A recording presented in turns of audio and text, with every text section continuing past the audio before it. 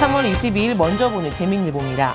정세균 국무총리가 코로나19 확산을 막기 위한 사회적 거리 두기 관련해 대국민 담화문을 내고 집단 감염 위험이 높은 종교시설과 실내 체육시설, 유흥시설을 앞으로 보름 동안 운영을 중단해 줄 것을 권고했습니다. 또 정부의 행정명령을 따르지 않는 경우 시설 폐쇄는 물론 구상권 청구 등 법이 정한 가능한 모든 조치를 적극적으로 취해 나가겠다고 경고했습니다.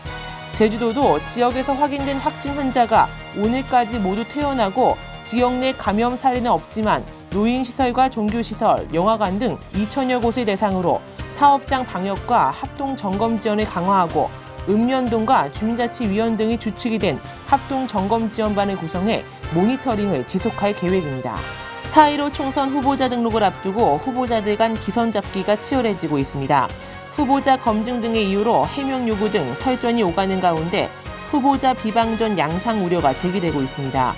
제주도는 현재 3개 선거구에 주요 정당과 군소정당을 포함해 20여 명의 예비후보가 등록된 가운데 선거관리위원회는 오는 26일 오전 9시부터 27일 오후 6시까지 양일간 후보자 등록을 받습니다.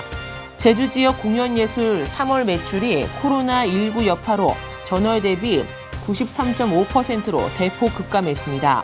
1월에 비해서는 0.7% 수준에 그치는 등 심각한 상황인 것으로 확인됐습니다.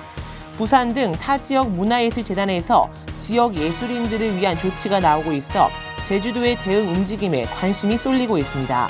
자세한 내용 내일자 재민일보 문화면에서 자세히 보실 수 있습니다. 제주에서 저금리 대출 전환을 미끼로 유인해 전화를 가로채는 어플리케이션을 활용한 전화금융 사기, 보이스피싱 범죄가 발생했습니다.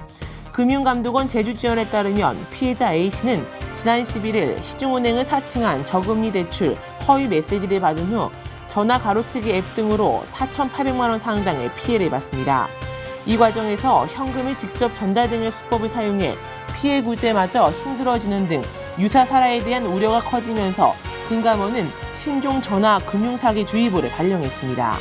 제주시는 보호시설에서 퇴소하거나 가정위탁보호가 종료된 아동의 주거 문제를 돕기 위해 도내 최초로 가칭 시온빌 아동자립지원시설을 개소합니다. 시설에는 복지시설이나 가정위탁보호에 벗어난 만 18세에서 24세가 최대 3년간 입소할 수 있으며 아동들이 사회에서 홀로서기를 할 수 있도록 금융교육과 직업체험 등을 지원합니다. 제주시는 40억 원을 들여 제주시 월락로에 지상 1층, 지하 4층 규모의 생활관 2동을 지었으며 시설에는 일실에 2명씩 최대 32명까지 수용할 수 있습니다.